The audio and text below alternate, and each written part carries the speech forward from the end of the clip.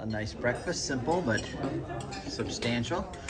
And I think what most people are enjoying is this view out the window. Am I too tall? Do you want me to bend, get lower?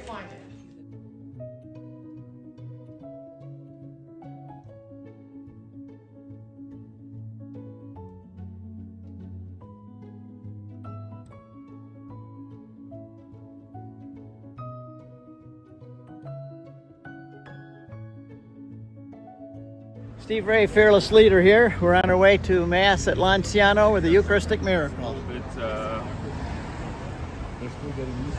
don't think I saw the mark.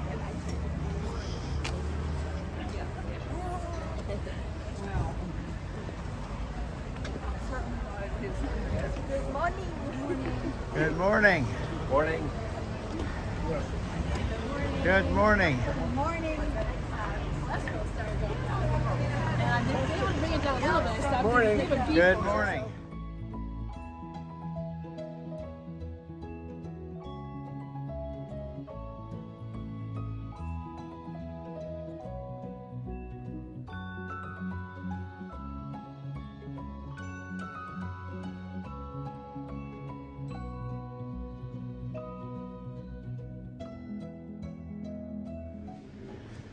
In 750, a priest was celebrating the Mass and he doubted. And God gave him a miracle. And the host turned to human flesh physically, and the chalice turned to blood.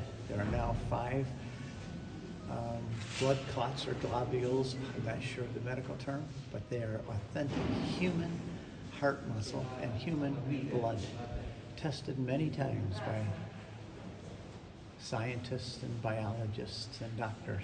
And there we see a miracle that is still fresh to this day without ever having any type of preservative. We're going to have Mass here in front of this amazing Eucharistic miracle. It was in 750 here, a Basilian monk was celebrating Mass, and he doubted. He didn't believe what he was doing and that anything really happened. And all of a sudden, as he's holding the host, it turns into human flesh, which has been tested, myocardium heart muscle. And it's been tested by many doctors and universities, and even the World Health Organization confirmed it too, that there's no preservatives in this at all, and it's still there. The blood in the chalice turned into 5 globules of blood, AB, type AB blood, which is typical of the Middle East, which would be Jesus, of course. So it's really a wonderful blessing to be able to have our own private chapel here and have it right in front of us while we celebrate Mass. And if any of you doubt, don't. It's true what's happening here on the altar. As a Baptist, I would have laughed at you, but now I realize I shouldn't tell you this maybe, but we used to criticize Catholics and we say, we worship the living Christ, you worship a cookie Christ. Cookie Christ. That's what we used to say about Catholics. And man, have I ever repented of that.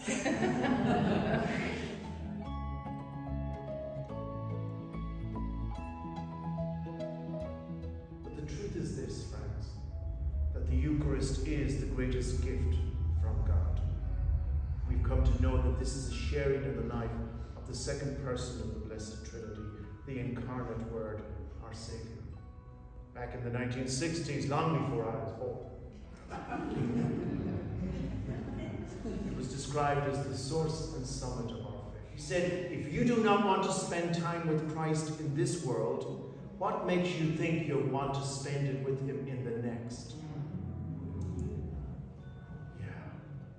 That a great reminder to us of the uniqueness of this great and holy gift that God has bestowed upon us.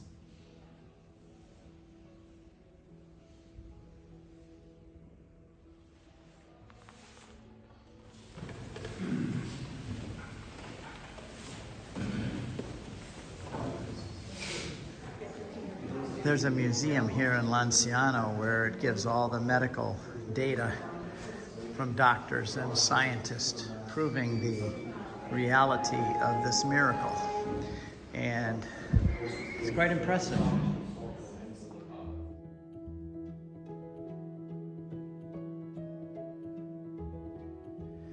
this is the chapel where the Eucharistic miracle actually took place, right here.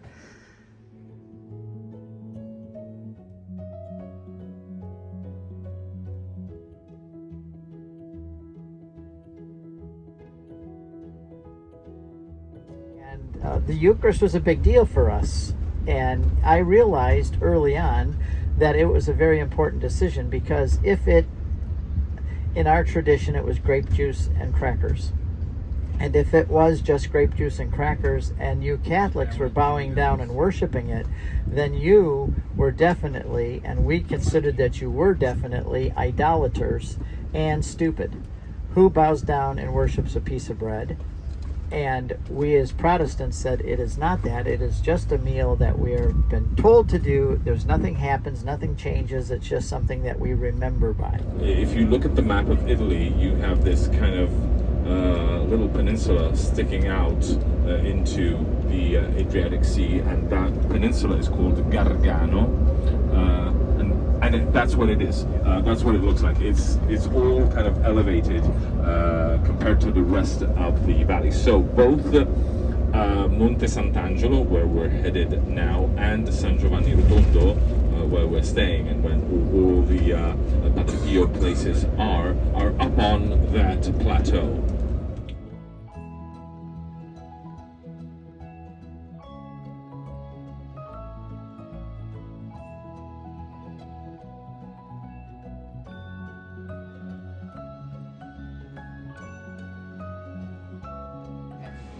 We are at just a stop along the highway on our way to Gargano in Puglia, and I always like to buy treats for the people on our bus, and these are very popular. These are called Tadal, and they come in all different flavors. They come in savory and sweet, and they're nice little bites just to have like before a meal. Delish, delish,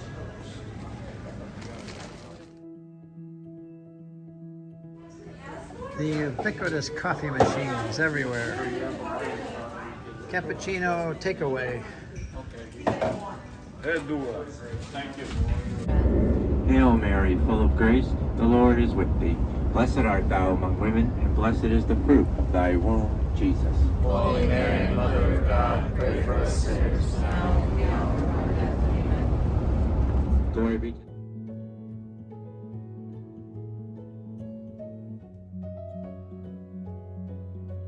Take care of I it gotta see if that store is here for some. until you're here in Europe. But and then, yes, as Teresa was mentioning, the bread that they have here, Altamura is one of the.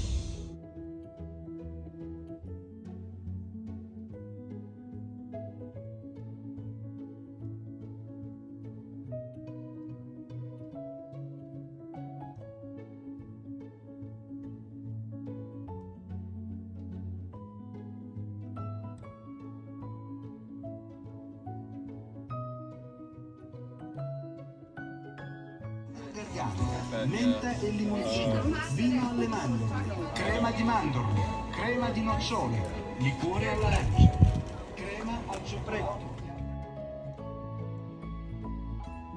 We're seeing this rainbow flag everywhere in Italy, but pace means peace, and this flag started in the 80s for peace. It has nothing to do with LGBT, and they make a big point of that. This has to do with the Ukrainian war, and these signs are everywhere. One of the fun things is always looking for a restaurant, a pizzeria, a cafe, and a lot of our group went in here with Teresa, and she'll entertain them during lunch, and it's always fun having lunch, but a good number of our people went in here at the St. Michael restaurant and pizzeria with Teresa. Janet and I have eaten here a lot of times, so it's our favorite. San Michele Ristorante, great food.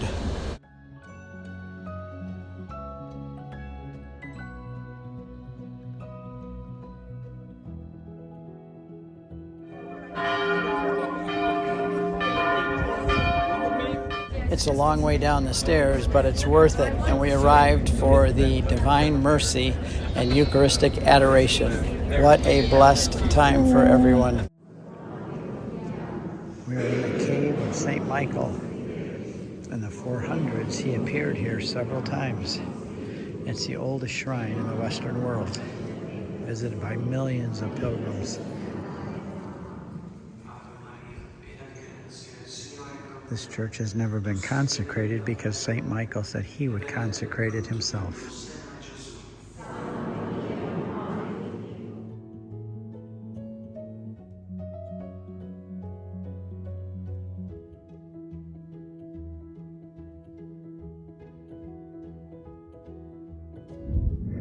So, we're trying the local drink here, Amaro.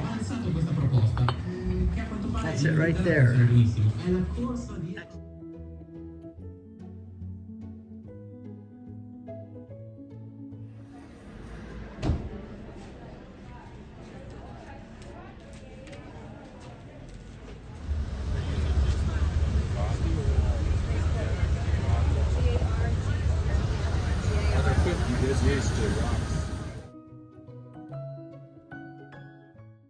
After a half an hour of beautiful driving, we arrive in San Giovanni Rotundo, the headquarters of Padre Pio. Here's the shrine we'll visit tomorrow and Padre Pio's massive hospital for the sick. We come to the Hotel Valle Rosa, and we all get settled in for the evening. It's always wonderful to arrive at our hotel at the end of a wonderful day. And here we are. This is our room. Cozy, like all of the rooms have been wonderful on this trip. And it's always nice to walk in and see this. Padre Pio overseeing us for the night, and we're gonna go and see him and his body in the casket tomorrow. And here we are, overlooking San Giovanni Rotundo. Right up that way is the shrine that we're gonna go see, and all the wonderful things have mass. But here is what we can see out our bedroom door. So, good night from San Giovanni Rotundo in Italy, and we'll look forward to seeing you all tomorrow. It's been a great day already, but we're going to give people some time to rest, and we'll be back at it full time tomorrow morning. God bless. Everyone had 3 hours to rest up and recuperate, and then we went out to a nice dinner, but I'm not going to show the movie of the dinner because we already have a full movie for today. Good night.